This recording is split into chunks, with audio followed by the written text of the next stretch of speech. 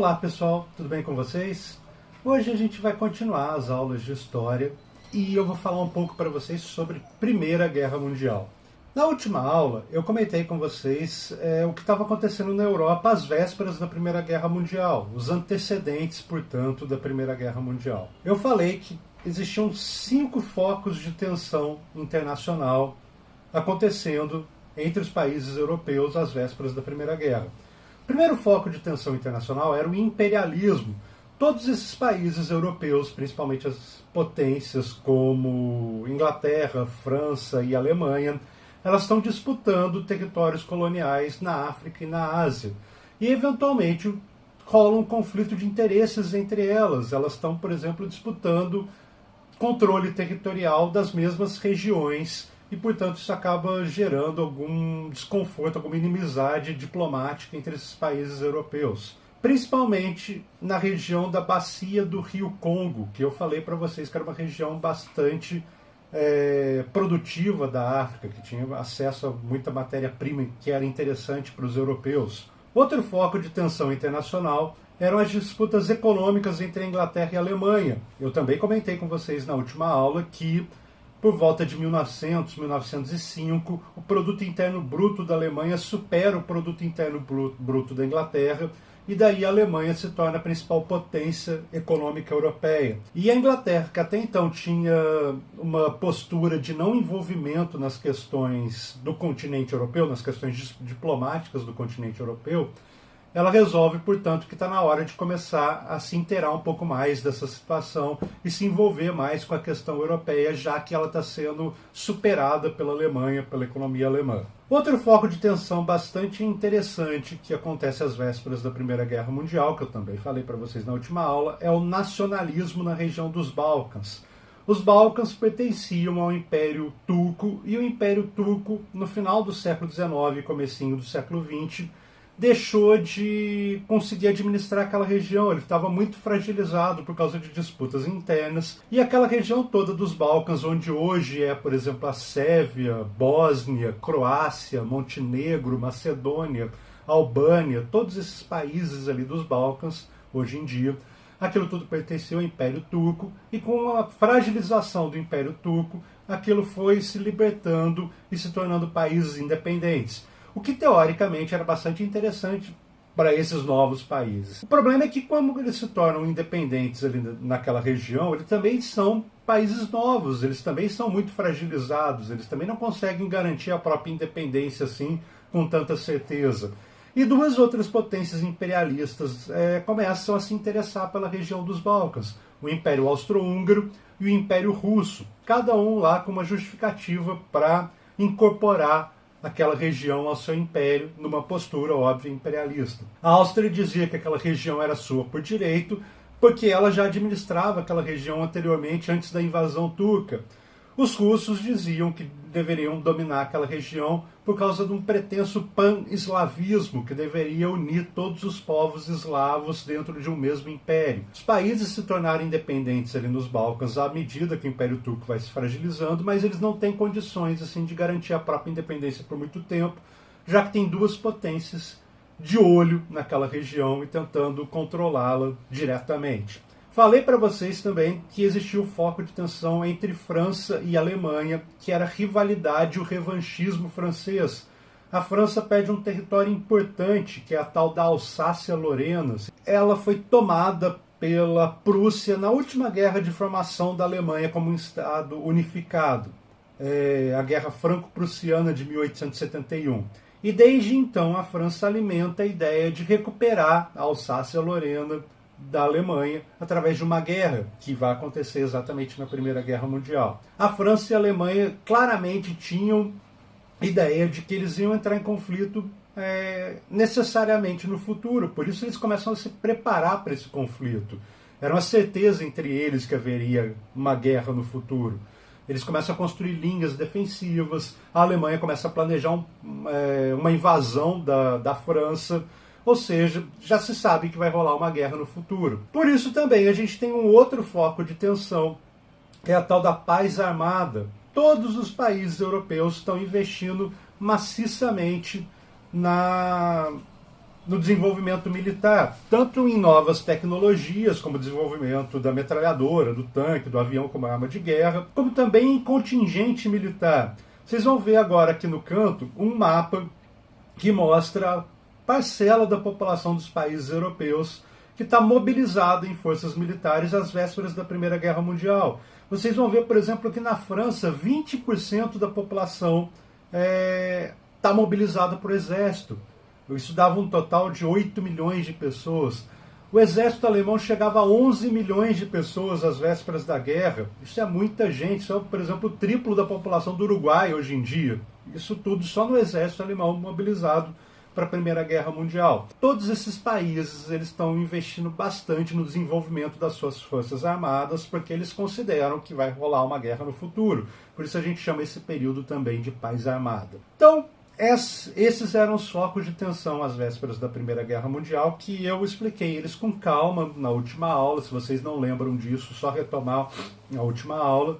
É dali que vai surgir alguma fagulha que vai fazer esses países todos entrarem em guerra. Também comentei com vocês sobre a política de alianças. Como França e Alemanha sabem que necessariamente vão entrar em guerra no futuro, era inevitável do ponto de vista político para eles naquela época, então eles vão organizar um esquema de alianças que vai acabar arrastando a Europa toda para a guerra. O interesse austríaco na região dos Balcãs vai desencadear a guerra. Como isso acontece? O herdeiro do trono austríaco, um sujeito chamado Francisco Ferdinando, que depois virou até nome de banda de rock, só que obviamente com o nome dele em inglês, o Franz Ferdinand, vocês já devem ter ouvido falar dessa banda, por exemplo.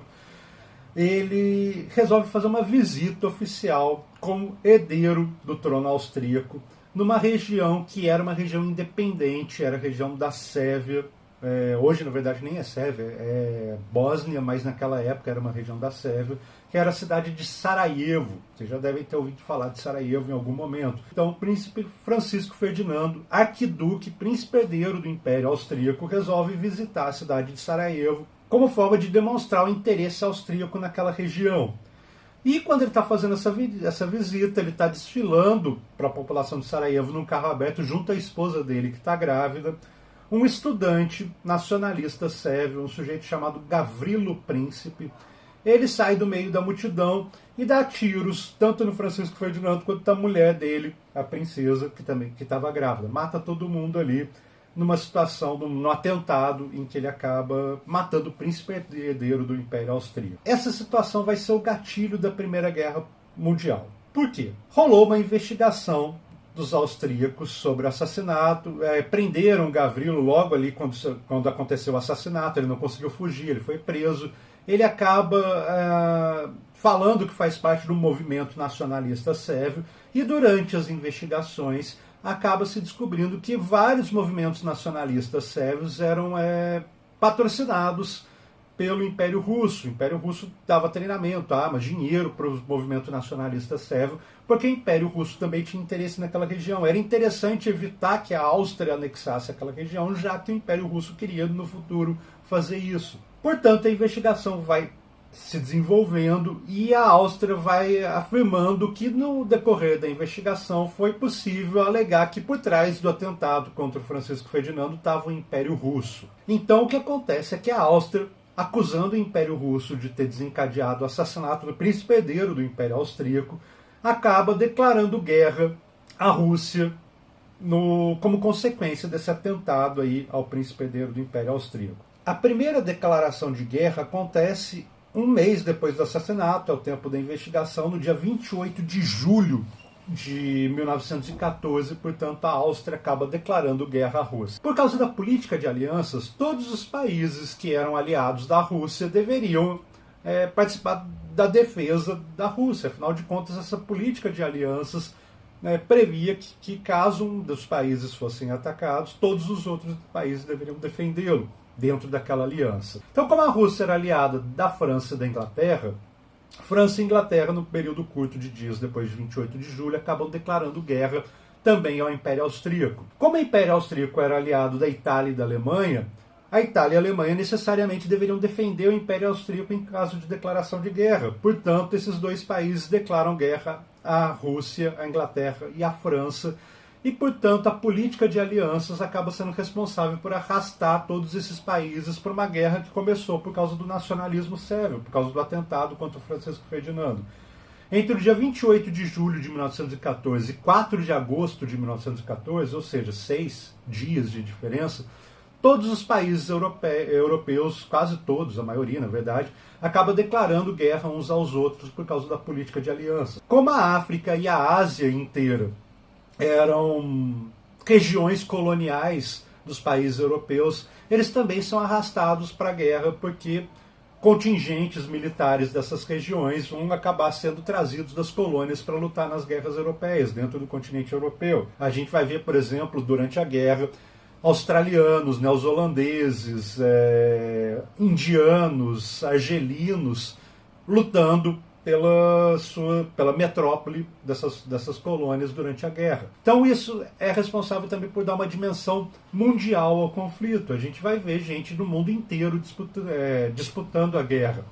Quem ficou um pouco de lado nesse primeiro momento da guerra foi a América, que não se envolveu diretamente no início do conflito, mas até 1918 os países vão acabar entrando na guerra. Vai ter os Estados Unidos participando da guerra, vai ter o Brasil participando da guerra, numa participação sensacional das tropas brasileiras na Primeira Guerra Mundial. Mais para frente eu conto para vocês um detalhe inusitado da participação brasileira.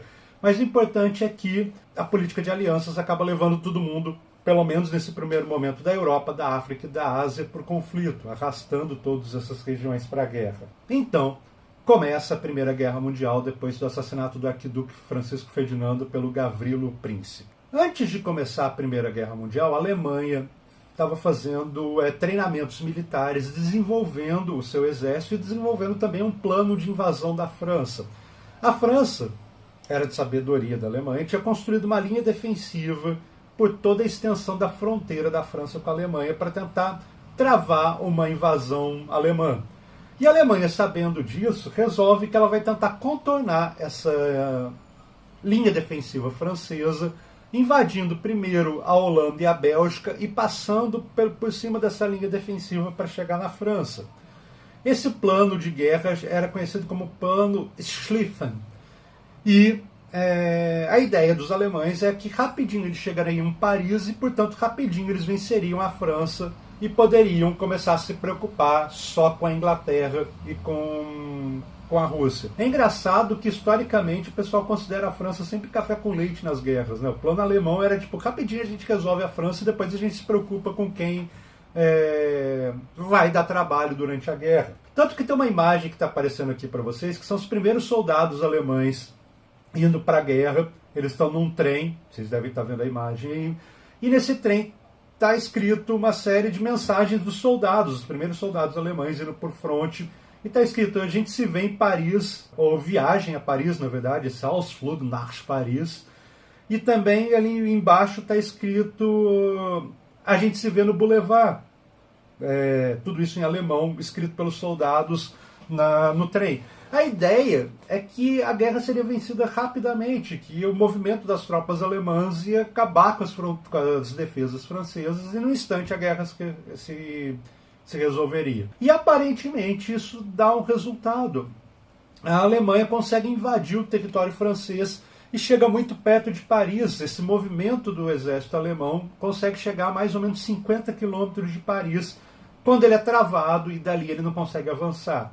Então, esses primeiros meses da guerra é o que a gente chama da primeira fase da guerra, que é a guerra de movimento. Quando está rolando movimentações de tropas, territórios estão sendo conquistados, é o caso da Alemanha atravessando a Holanda e a Bélgica e entrando no território francês. Ou seja, está tendo movimentação, está tendo conquista de territórios. Por isso, guerra de movimento, as coisas não estão paradas. Isso dura alguns meses, do início da guerra, em julho, até mais ou menos setembro, quando a Alemanha consegue fazer conquistas militares. Mas em setembro ela acaba empacando no interior da França. Esse avanço alemão não se segue, ela para ali perto de Paris, a 50 quilômetros de Paris, como eu falei, é onde vai ser estabelecida a segunda linha defensiva francesa, e da Alemanha não vai conseguir passar dali. E, portanto, essa primeira fase da guerra, uma fase bastante animada, bastante movimentada, os soldados estão indo para a frente de batalha imaginando que isso vai se resolver rápido, ela termina ali e, portanto, termina a guerra de movimento. É interessante como que o nacionalismo, que eu falei algumas aulas atrás para vocês, consegue mobilizar psicologicamente essas pessoas. Quando a guerra começa, existe um sentimento entre os soldados, tanto da Alemanha, como da França, como da Inglaterra, de que eles estão indo cumprir o dever, de que eles precisam de alguma coisa retribuir à nação onde eles nasceram. Vocês devem se lembrar que quando eu estava falando do surgimento do Estado Nacional, algumas aulas atrás, eu falei que uma das preocupações dos Estados Nacionais era criar esse sentimento emotivo dos cidadãos com o Estado Nacional, com a entidade do Estado Nacional. Fazer eles entenderem que eventualmente morrer por esse país era uma forma de amor a esse país. E isso é uma preocupação lá no início do século XIX, quando os países europeus, e o Brasil também, eu falei na ocasião, está preocupado em construir essa identidade nacional, porque ela ainda não está sedimentada.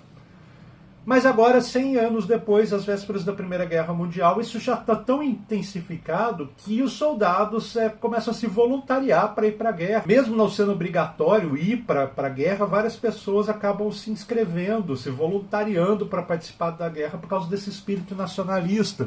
Então existe de maneira generalizada ali no início da guerra essa imagem de que a gente precisa cumprir o nosso dever como cidadão e honrar o nosso país. E existe todo um simbolismo para isso, um simbolismo bastante grande desse sentimento nacionalista, por exemplo, geralmente o túmulo do soldado desconhecido. Geralmente países que se envolvem em muitas guerras acabam tendo um monumento a um soldado desconhecido qualquer. Aqui, por exemplo, na cidade do Rio de Janeiro, tem um monumento ao soldado desconhecido da Força Expedicionária Brasileira na Segunda Guerra Mundial, fica ali no aterro do Flamengo, que é a ideia de alguém que morreu, um soldado que morreu naquela guerra e não pode ser identificado, mas não interessa o nome dele, não interessa o CPF dele.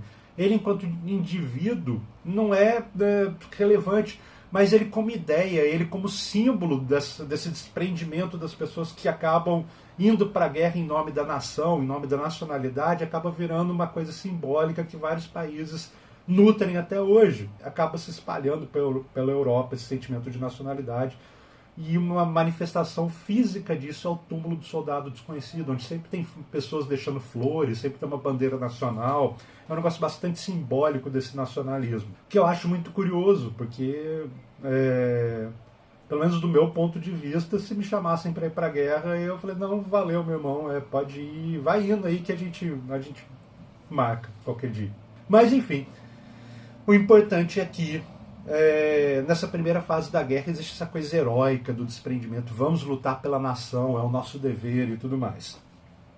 E nessa primeira fase da guerra, então, tem muito movimento de tropas. Mas, como eu falei, o avanço alemão em setembro de 1914 já para. Eles não conseguem conquistar mais territórios, eles não conseguem chegar em Paris. E, portanto, tem um impasse ali na guerra. Na guerra que parecia que ia se resolver fácil para a Alemanha, na verdade, se revela mais complicado. A Alemanha não consegue avançar. E daí tem início a segunda fase da guerra, que é o que a gente chama de fase de posição, guerra de posição, ou guerra de trincheiras, que é quando ninguém avança, ninguém conquista território de ninguém, fica todo mundo parado, trocando tiro de um lado para o outro, numa faixa muito estreita de terra. E o pior é que essa segunda fase da guerra vai de setembro de 1914 até 1918, ou seja, são quase 4 anos até o início de 1918, então são quase 4 anos em que as nações europeias estão trocando tiro e morrendo um contingente muito grande de soldados num espaço muito curto de terras que separava a trincheira de um grupo de aliados da trincheira de outro grupo de aliados, e geralmente o espaço entre elas variava aí de uns 500 metros a 1 quilômetro no máximo. São as nações europeias mandando aquela galera que estava indo por heroísmo, por cumprir o dever e responsabilidade com a pátria, mandando essa galera morrer ali num espaço de 500 metros, trocando tiro entre um e outro. Então, a solução da Primeira Guerra Mundial não foi rápida como era imaginada pelos alemães, como eles imaginaram que ia acontecer. e a gente começa a Guerra de Trincheiras. É nessa Guerra de Trincheiras que acontecem as principais batalhas da Primeira Guerra Mundial, com a Batalha do Marne, a Batalha de Ypres, a Batalha do Somme e a Batalha de Verdun, na França. Todas essas 4 batalhas que eu falei tiveram por volta de 1 milhão de soldados mortos em cada uma dessas batalhas. Batalhas em que os soldados tentam tomar a trincheira do inimigo e não conseguem, porque eram linhas defensivas muito fortes. Como era essa guerra de trincheiras? Tinha um buraco aqui, a terra de ninguém, que era o que separava as trincheiras dos meus aliados das trincheiras dos meus inimigos, e outro buraco lá, uma linha de trincheiras em que ficavam os inimigos. No meio do caminho, uma série de arames farpados, minas terrestres, a artilharia protegendo aquela região. E daí, de tempos em tempos, um oficial, por exemplo, do meu lado, mandava a galera sair da trincheira e tentar ir lá tomar a trincheira do inimigo. Óbvio que isso não acontecia, porque a maioria do pessoal morria no arame farpado, nas minas ou sob fogo da artilharia. E daí desiste, volta todo mundo que não morreu para a trincheira e não consegue conquistar a trincheira do inimigo. No dia seguinte, vai lá o pessoal inimigo tentar fazer a mesma coisa. E durante 4 anos fica nisso. Existem documentários que retratam como era a vida na trincheira, e a vida na trincheira era um negócio assim bastante absurdo. Padrão de violência ao qual as pessoas estavam submetidas nas trincheiras é um negócio assim impensável para a gente hoje. E existe um livro que eu gosto bastante, um livro que toda vez que eu dou essa aula eu acabo recomendando ele para os alunos, que chama Sagração da Primavera, de um escritor chamado Modris Eckenstein. Esse escritor ele fala que a Primeira Guerra matou o espírito de uma aristocracia que ainda existia na Europa e que era uma aristocracia que continuava reproduzindo valores lá do antigo regime. Geralmente a gente considera a Revolução Francesa, quando o pessoal vai lá, mata os nobres e acaba com os privilégios da nobreza, o momento em que a nobreza deixa de ter importância política, deixa de ter relevância histórica lá na Revolução Francesa. O que esse cara está falando, esse Modris Eckenstein está falando, é que mesmo com a Revolução Francesa, o hábito da nobreza, o hábito da aristocracia continua existindo. Tá? O estilo de vida da nobreza continua inspirando as pessoas a quererem reproduzir esse estilo de vida.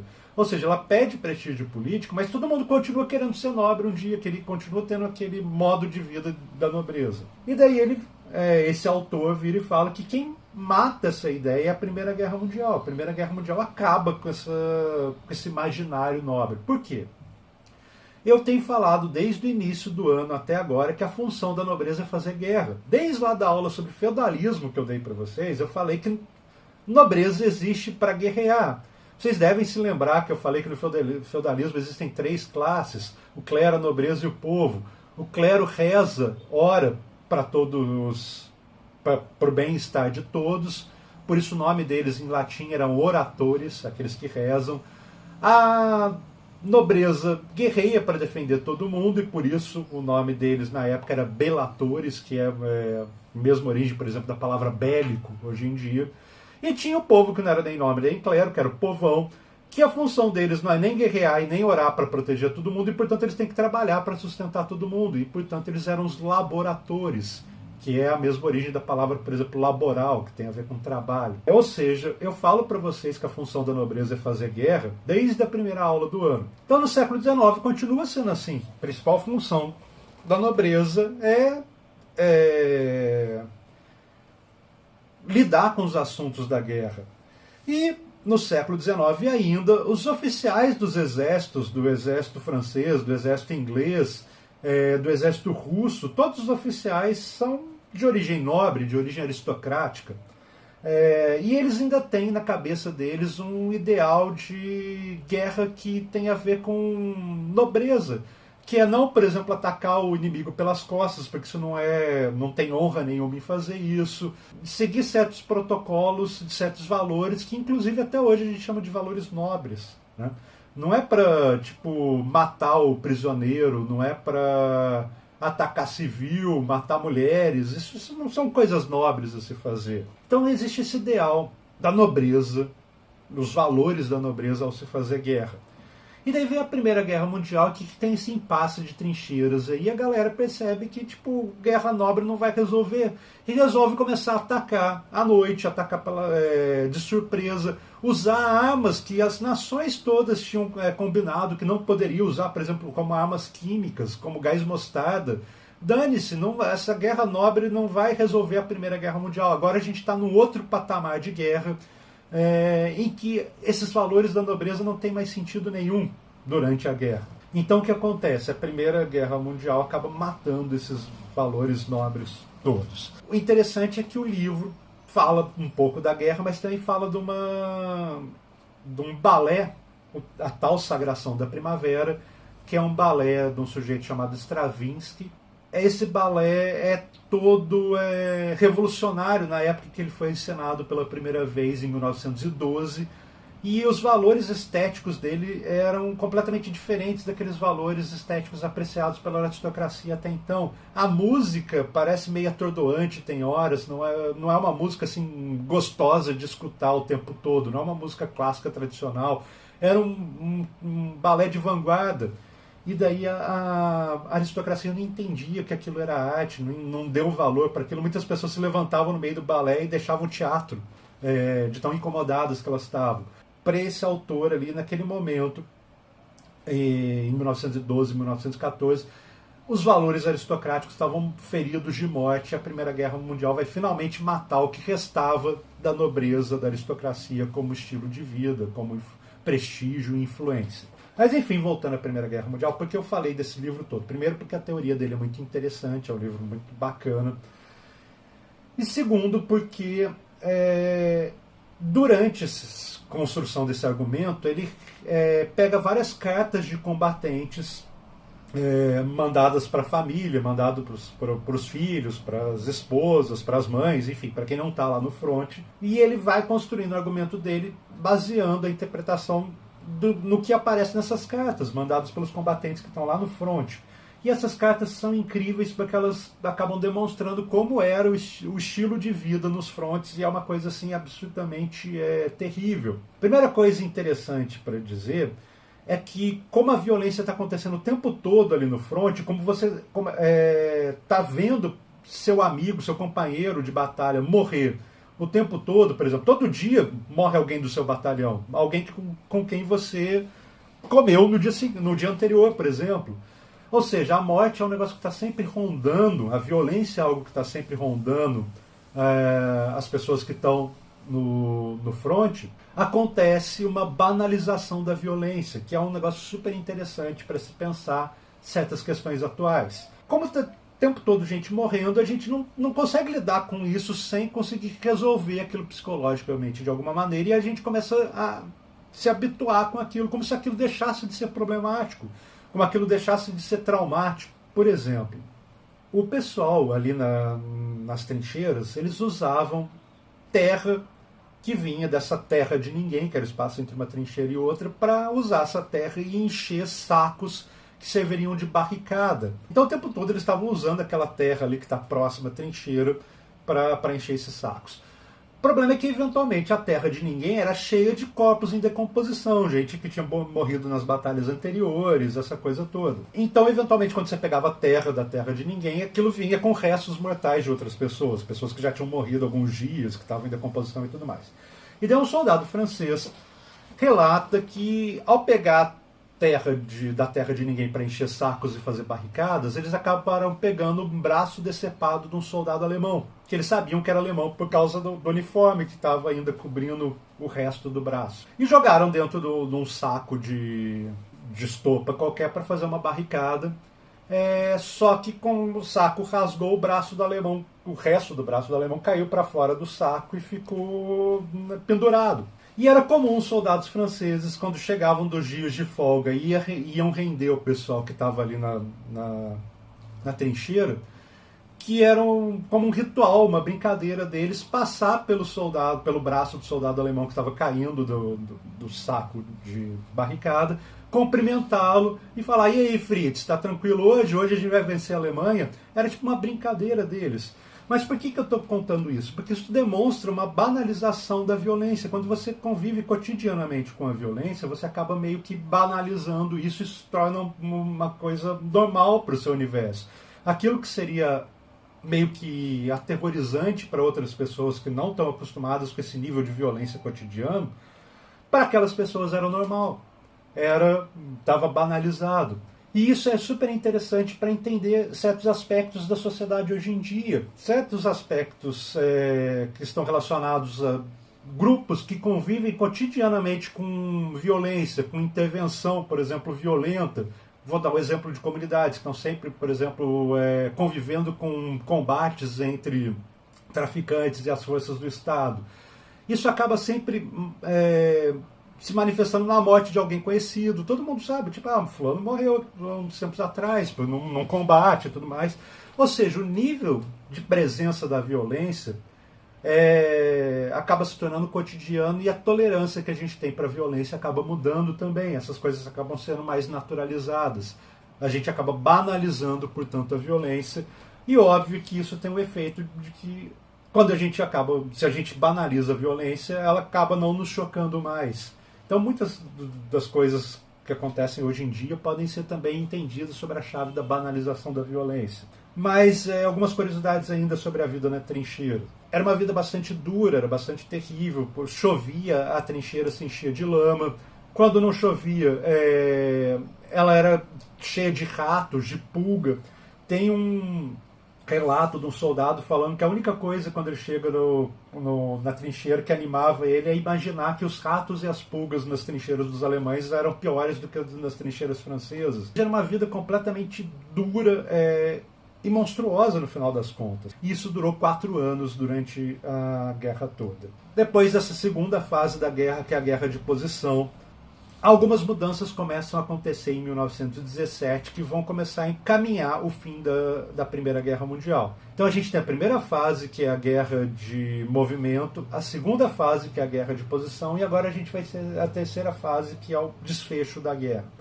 Em 1917 acontecem 2 coisas relevantes para o desfecho da guerra. Primeiro é que a Rússia acaba saindo da Primeira Guerra Mundial, porque rola uma revolução lá na Rússia em 1917, que é assunto da próxima aula, inclusive, que é a Revolução Russa. E, como consequência dos grupos que tomaram poder lá na Rússia, os bolcheviques, eles acabam saindo da guerra e fazendo um acordo de paz com a Alemanha e com a Áustria, que é o Tratado de Brest-Litovsk. Brest-Litovsk é uma cidade que fica hoje na Polônia, e lá foi assinada a saída, o acordo de paz entre a Rússia e a Alemanha, a Áustria e o Império Turco, que nessa altura já estava lutando junto com a Alemanha e a Áustria. A Rússia acaba saindo da guerra por causa das revoluções russas que aconteceram em 1917. Isso, vocês devem estar vendo a imagem do Tratado de Brest-Litovsk aqui no canto. E uma coisa interessante sobre essa imagem que vocês estão vendo é que ela é redigida nas línguas das pessoas que estão participando desse acordo. Portanto, tem o escrito em árabe por causa do Império Turco, está escrito em alemão por causa da Alemanha, está escrito em cirílico por causa da Rússia. E é interessante que só está datilografado o que foi escrito em alemão, porque a máquina só tinha os caracteres para escrever em alemão. As outras línguas que tinham caracteres diferentes tinham que ser manuscritas ainda, o que é muito curioso. Tipo, um tratado de paz em 1917 ainda ser uma coisa manuscrita. É um aspecto curioso dessa história. Mas, enfim, então, a Rússia sai da guerra em 1917, isso acaba mudando a correlação de forças. A Alemanha vai poder se dedicar só a uma linha de frente, porque até então ela estava dividida entre a linha de frente do oriental, que ela estava lá em guerra com a Rússia, e a ocidental, em que ela estava em guerra com a Inglaterra e com a França, e agora ela vai poder concentrar todas as atenções dela para a linha ocidental. E daí parece que a Alemanha vai conseguir finalmente, já que agora ela só tem uma frente para se preocupar, vencer a guerra, mas acontece outra coisa em 17 que vai ser responsável pela derrota da Alemanha, que é a entrada dos Estados Unidos na guerra. A entrada dos Estados Unidos na guerra aconteceu por uma situação bastante bizarra até. O que acontece? Vocês sabem que os Estados Unidos, durante o processo de formação territorial dele, acabou fazendo guerra com o México, primeiro com a Espanha, depois com o México, e tomando regiões que pertenciam originalmente ao México e incorporando nos Estados Unidos. São as regiões hoje dos Estados Unidos que, como eu sempre falo, têm nomes de origem espanhola, como, por exemplo, Los Angeles, São Francisco, todas essas cidades têm nomes em espanhol. E daí a Alemanha começa a se preocupar com a possível entrada dos Estados Unidos na guerra. Por que a Alemanha está preocupada com isso? Porque a Alemanha está usando uma série de submarinos para atacar navios que estão trazendo suprimentos para a Inglaterra. A Alemanha está em guerra com a Inglaterra. Então a ideia é evitar que esses suprimentos chegassem na Inglaterra.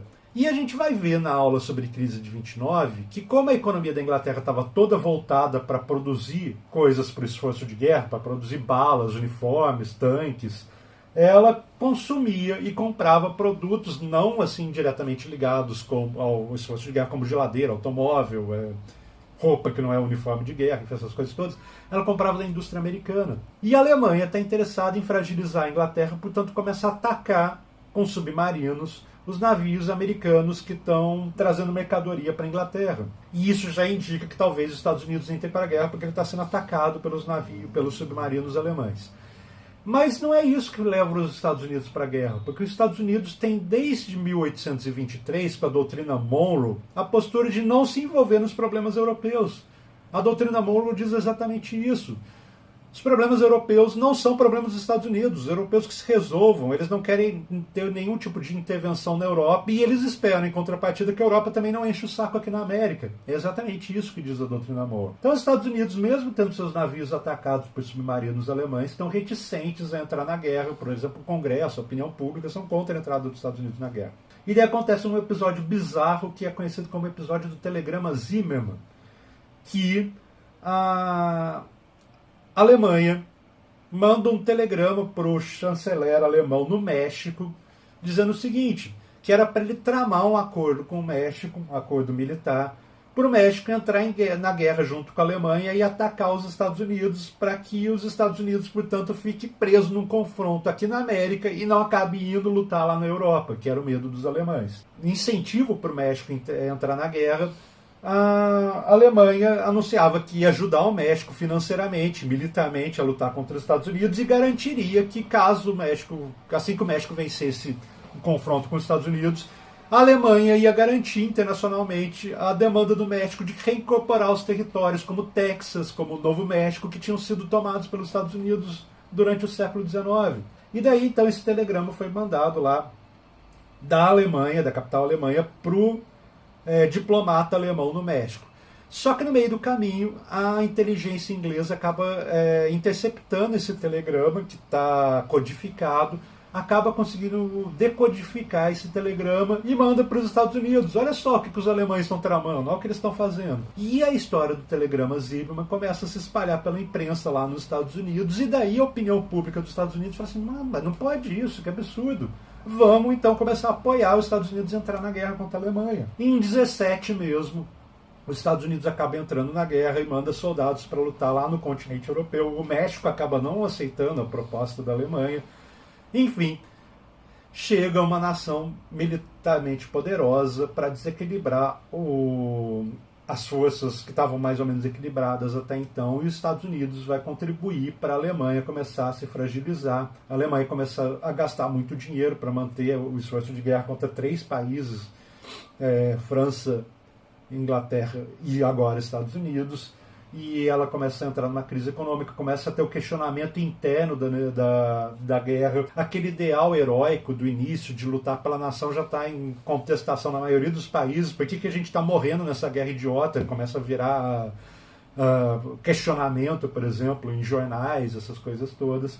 Isso foi particularmente forte lá na Rússia, às vésperas da Revolução Russa, como eu falei. Uma das coisas que fazem a Rússia sair da guerra é porque lá tinha muita gente falando por que a gente está morrendo nessa guerra estúpida. E isso acaba sendo uma das coisas que estimulam, por exemplo, as revoluções russas. Mas o importante é que aquele ideal heróico lá do comecinho acaba agora, já no final da guerra, deixando de existir. Tipo, as pessoas já estão percebendo que aquilo é meio absurdo. E daí a Alemanha começa a se fragilizar e, portanto, a guerra vai se encaminhando para o fim.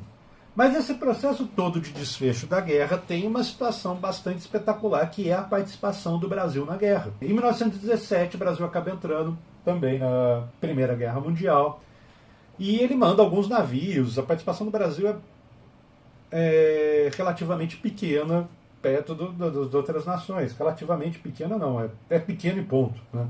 E o Brasil manda alguns navios. A principal função lá para as tropas brasileiras na Primeira Guerra Mundial, que foi designado pelo Acordo dos Aliados, era que os navios brasileiros iam ficar no Estreito de Gibraltar, que é aquele estreito que separa ali o sul da Espanha do norte do Marrocos, aquela faixa ali de 12 quilômetros entre a Europa e a África. E os navios brasileiros iam ficar por ali, e a função deles, a missão deles, era evitar a passagem de submarinos alemães que pudessem entrar no mar Mediterrâneo, que passando pelo Estreito de Gibraltar você acaba entrando no mar Mediterrâneo, que é aquele mar interior ali entre a Europa e o norte da África. Então os brasileiros deveriam vigiar o Estreito de Gibraltar e impedir passagem de alemão, de submarino alemão naquela região. E daí tem uma lenda que diz que estavam ali os brasileiros, uma friaca danada, sem saber como que é um submarino alemão. Afinal de contas, o submarino era uma invenção recente, a galera não sabe como é o submarino, e eu não sei se vocês sabem disso, mas geralmente o submarino está escondido embaixo d'água. O brasileiro estava ali naquela tensão, um frio danado, o submarino pode aparecer do nada, eu não sei como é um submarino, se aparecer um submarino eu vou saber que aquilo é um submarino. Uma tensão toda, o tempo todo ali preocupado com aquele perigo iminente do submarino alemão chegar. E de repente eles começam a ver assim, tipo, a água se mexendo, tipo, borbulhando, essa coisa toda. E daí os brasileiros ficam bolados, tipo, será que é o submarino alemão, aquilo ali? Ó? E parece que é, uma vez eu ouvi falar que o submarino faz isso. E daí eles ficam morrendo de medo do que pode ser, e vem a ordem, porra, atira, metralha esse negócio aí. E os brasileiros passaram fogo na água ali naquela região que estava toda borbulhante. E a água começa a ficar vermelha, tingida de sangue, e daí a galera, porra, matamos os alemão tudo, bicho. Nossa senhora, a gente é muito... Vamos resolver a guerra.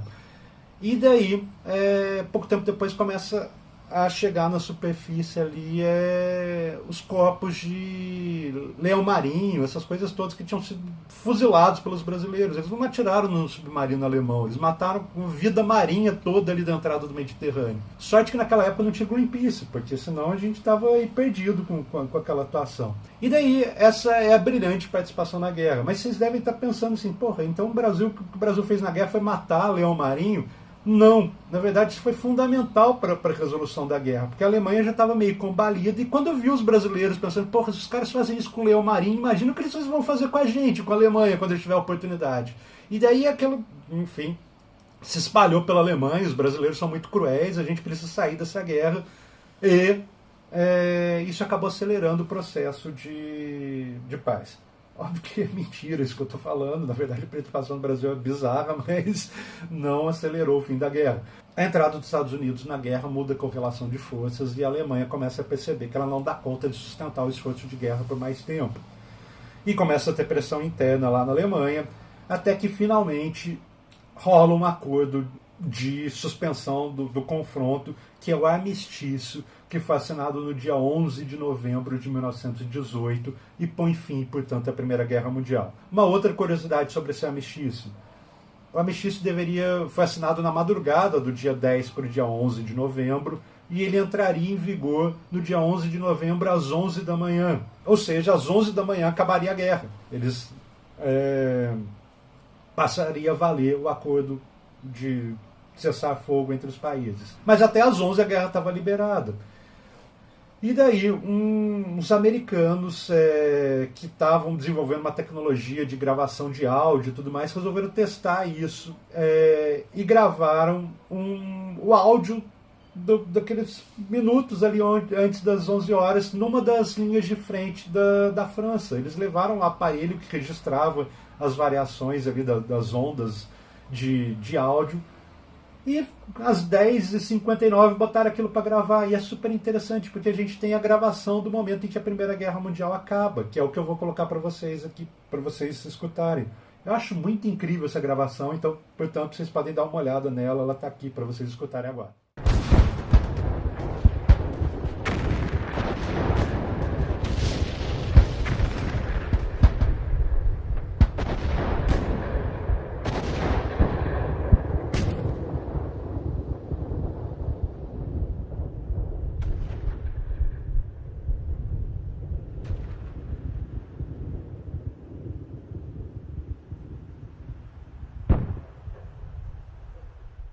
Terminou a Primeira Guerra Mundial. Como vocês escutaram, ficou silêncio, os passarinhos cantando e tudo mais, uma maravilha. Agora a gente precisa negociar o fim da guerra. Afinal, a gente parou de se matar, mas isso não significa que a gente é amigo de novo e que, poxa, vamos fingir que nada aconteceu.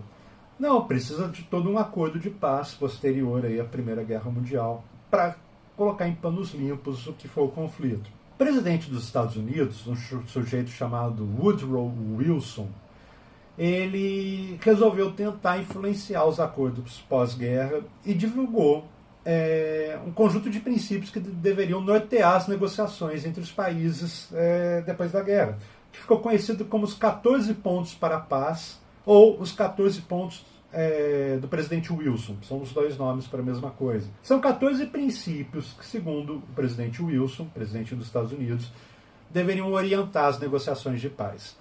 Primeira coisa que ele fala é que não deveria existir algum tipo de revanchismo na hora das negociações de paz. Se os países vencedores tentassem, de alguma maneira, punir os países derrotados e responsabilizá-los pela guerra, isso não geraria uma paz duradoura. Isso, na verdade, só replicaria a ideia de revanche, e agora quem ia querer revanche era o país derrotado na guerra, no caso a Alemanha. Então, portanto, ele propõe uma ideia de negociações de paz sem vencedores e sem derrotados. Vamos negociar a devolução dos territórios que foram perdidos anteriormente, enfim, uma série de coisas, mas não vamos lidar com a ideia de que tem um país derrotado que é responsável pela guerra e, portanto, ele precisa pagar por isso, porque isso não vai gerar uma paz duradoura. E ele fala de outras coisas também. Ele fala da criação do sistema internacional de países que deveriam tentar resolver os conflitos entre eles através das negociações. E isso é a ideia, a gênese da ideia da Liga das Nações, que vai surgir pouco tempo depois, que inclusive é uma ideia do presidente Wilson, mas os Estados Unidos não participam da Liga das Nações. A Liga das Nações não foi aprovada pelo Congresso americano, mas está lá nos 14 pontos do presidente Wilson uma ideia de criação de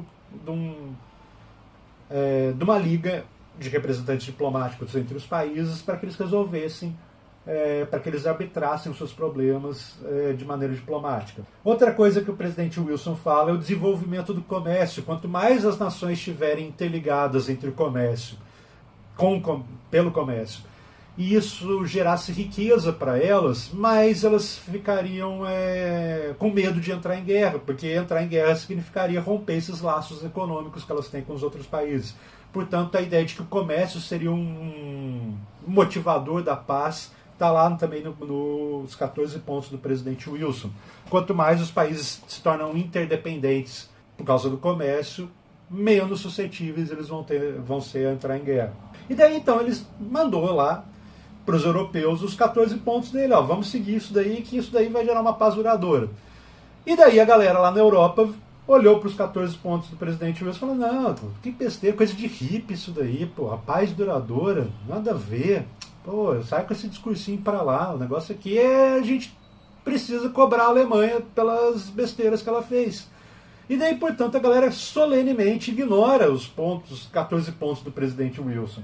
É interessante que uma das poucas vezes em que a política externa dos Estados Unidos resolve ter uma postura assim, bastante interessante, propositiva e pacífica, a galera da Europa ignora essas proposições. É um negócio bastante curioso. O pessoal lá da Europa vai resolver fazer o acordo de paz nos termos deles, o que implicava culpabilizar a Alemanha e exigir da Alemanha uma série de reparações aos países vencedores. Inclusive, justamente pelos pontos do presidente Wilson não serem escutados pelos europeus, que o Congresso dos Estados Unidos vai depois vetar a participação dos Estados Unidos na Liga das Nações. Mas vamos então lá falar do acordo de paz, que é o tal do Tratado de Versalhes. Tratado de Versalhes, é importante que vocês não confundam, isso é uma coisa importante, não confundir o Tratado de Versalhes com o Tratado de Versalhes, tá? São duas coisas diferentes.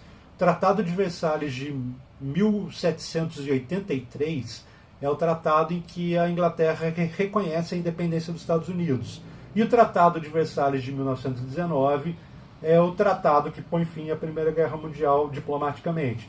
Ou seja, o Tratado de Versalhes é diferente do Tratado de Versalhes. Não confundam um com o outro, tá bom? Tem o de 1783 e o de 1919. Que inclusive tem esse nome porque a galera pensou, que nome que a gente vai botar para esse tratado que diplomaticamente põe fim à Primeira Guerra Mundial? E daí alguém, acho que foi um alemão, virou e falou assim, vamos botar Tratado de Versalhes, porque já teve um em 1783, isso vai confundir a cabeça do pessoal que vai fazer a prova do Enem lá em 2020. Mas rolou, portanto, o Tratado de Versalhes de 1919 e lá está estabelecido as punições para a Alemanha. Primeira punição, eu falei que vocês ainda ouviriam nessa aula falar de novo da Alsácia-Lorena. A Alsácia-Lorena era da França, foi tomada pela Alemanha na Guerra de 1871 e a França quer de volta agora no final da Primeira Guerra Mundial. Então a Alsácia-Lorena é devolvida para a França. A Alsácia-Lorena desde então faz parte da França e não mudou de lado mais nenhuma vez. Ela pertence aos franceses atualmente. O território alemão vai ser meio retalhado e o que era a Alemanha, o Império Alemão, antes da guerra, vai virar alguns outros países. Os países que vão formar um negócio chamado cordão sanitário. Daqui a pouco eu falo do cordão sanitário. Mas vamos focar na Alemanha primeiro. Então a Alemanha vai ter o seu território retalhado. Uma das bizarrices de retalhar o território alemão é que surgiu entre parte do território alemão e outra parte do território alemão a Polônia no meio do caminho. Tinham territórios alemães depois do Tratado de Versalhes que não eram contíguos, ou seja, você saía da Alemanha, entrava na Polônia e depois voltava para a Alemanha. Esse espaço entre uma parte da Alemanha e outra parte da Alemanha ficou conhecido como corredor polonês. Isso é uma das coisas, por exemplo, que lá na Segunda Guerra Mundial foi uma das primeiras coisas que os alemães fizeram, que os nazistas fizeram, ocupar o corredor polonês para de novo integrar o território alemão e deixar ele todo contíguo. A região da Alemanha, que era próxima à fronteira da França, que é a região que fica a leste do rio Reno, e portanto ela tem o nome de Renânia, ela deveria ser desmilitarizada, ou seja, a Alemanha não poderia ter soldados numa faixa grande de terra da Alemanha, que é próxima da França, porque a ideia é justamente que a França tem algum tipo de proteção. Outra coisa, a Alemanha não poderia ter mais de 100 mil soldados no exército. Eu falei para vocês no começo da aula que às vésperas da Primeira Guerra Mundial, as Forças Armadas da Alemanha tinham 11 milhões de soldados. Agora, segundo o Tratado de Versalhes, não pode passar de 100 mil. 100 mil, para vocês terem uma ideia, é mais ou menos, é um número próximo, por exemplo, do que a Polícia Militar do Estado de São Paulo tem de contingente. Ou seja, o exército alemão, depois da Primeira Guerra Mundial, não poderia, segundo o Tratado de Versalhes, ter mais soldados do que hoje a Polícia Militar de um Estado brasileiro tem. Outra coisa, proibição de forças navais. Os navios militares alemães teriam que passar por controle dos países vencedores, inclusive navios da marinha mercante. O que é marinha mercante? A marinha que não é usada para guerra, e sim para o comércio, que tivessem uma tonelagem acima de um valor lá, não me lembro agora, ou seja, navios da marinha mercante muito grandes, eles também deveriam ser entregues para os países vencedores, porque eles, teoricamente, poderiam ser transformados facilmente em navios de guerra e, portanto, a Alemanha não poderia ter. Ou seja, além de perder a marinha, a Alemanha também perde parte dos navios que ela usava para fazer o comércio dela. E o principal motivo de irritação dos alemães foi que a Alemanha foi culpada, ela assinou um acordo reconhecendo a culpa dela pela guerra e, portanto, ela deveria pagar uma indenização aos países vencedores. E essa indenização é um valor absurdo de dinheiro, uma parcela significativa do PIB da Alemanha. Por ter que pagar essa multa, a Alemanha acaba caindo numa crise econômica gigantesca. Tem uma desvalorização muito grande nos anos seguintes da guerra do marco, que é a moeda alemã. Tem imagens famosas, eu vou colocar uma aqui, por exemplo, dessa desvalorização do marco, é que o dinheiro, rola uma inflação tão grande na Alemanha que o dinheiro alemão deixa de valer. E daí o papel moeda, a nota, vale tão pouco que o pessoal acaba usando a nota para outras coisas e não como dinheiro. Então aqui vocês estão vendo uma imagem, por exemplo, de crianças em 1923 usando notas de marco alemão para fazer uma pipa, porque aquelas notas não valem mais nada por causa da inflação que rola lá na Alemanha. Tudo isso por causa da multa estabelecida no Tratado de Versalhes, e isso faz com que a Alemanha seja bastante punida pelo tratado, que era exatamente o que o Wilson estava falando para evitar, porque isso não geraria uma paz duradoura. E não gerou mesmo. Quando Hitler chega ao poder na Alemanha em 1933, a primeira coisa que ele faz é solenemente ignorar as normas do Tratado de Versalhes. Ah, não pode ter mais 100 mil de soldado? Me obrigue. Ah, não pode ter marinha? Beleza, me força a não ter marinha. E daí, portanto, tem que pagar uma multa? Beleza, vai esperando aí, irmão, que eu vou pagar. Ou seja, de 33 para frente, as regras do Tratado de Versalhes começam a ser completamente ignoradas pela Alemanha quando o nazismo chega no poder. E era exatamente o que o Wilson previa. A paz não era duradoura. Existe um sentimento de revanche agora, só que por parte da Alemanha, por causa das regras do Tratado de Versalhes. Eu falei um pouquinho que o território, agora há pouco, que o território alemão foi meio que retalhado pelo Tratado de Versalhes, e isso também é uma coisa interessante. Tanto o território alemão quanto o território austríaco e o território russo, que foram a Alemanha e a Áustria perderam a guerra e a Rússia saiu da guerra no meio do caminho, partes desses territórios todos vão ser retalhados formando um conjunto de países novos que não existiam até então, e esses países são o tal do cordão sanitário. O cordão sanitário era um conjunto de países que hoje são do leste europeu, como, por exemplo, a Tchecoslováquia, a Hungria, a Polônia, a Iugoslávia, a Lituânia, a Letônia e a Estônia, que vão fazer como se fosse um cinto separando lá a Rússia, esse bando de maluco bolchevique que resolveu fazer uma revolução contra o capital, do resto da Europa. Ou seja, a derrota da Alemanha na guerra também serviu para meio que criar tipo um muro de contenção dessa coisa bolchevique que aconteceu lá na Rússia. E, portanto, o Tratado de Versalhes também criou essa série de países, tornou independente essa série de países que vão formar o tal do cordão sanitário separando a Europa dos comunistas lá da Rússia. Basicamente foram esses os acordos finais da Primeira Guerra Mundial e, portanto, assim acaba o conflito mais sangrento da humanidade até então. Estima-se entre 17 milhões e 25 milhões de mortos na Primeira Guerra Mundial, os números acabam variando, mas é uma quantidade absurda de pessoas que morrem na Primeira Guerra Mundial. Maior conflito até então. E o pessoal achava que seria o último conflito dessas dimensões. E pouco tempo depois, 20 anos depois, tem a Segunda Guerra Mundial, que atinge aí, então os números também variam, mas a gente bota aí 55, 60 milhões de mortos, ou seja, 3 vezes mais que a Primeira Guerra Mundial. Mas a Primeira Guerra Mundial foi mais chocante, no final das contas, do que a Segunda.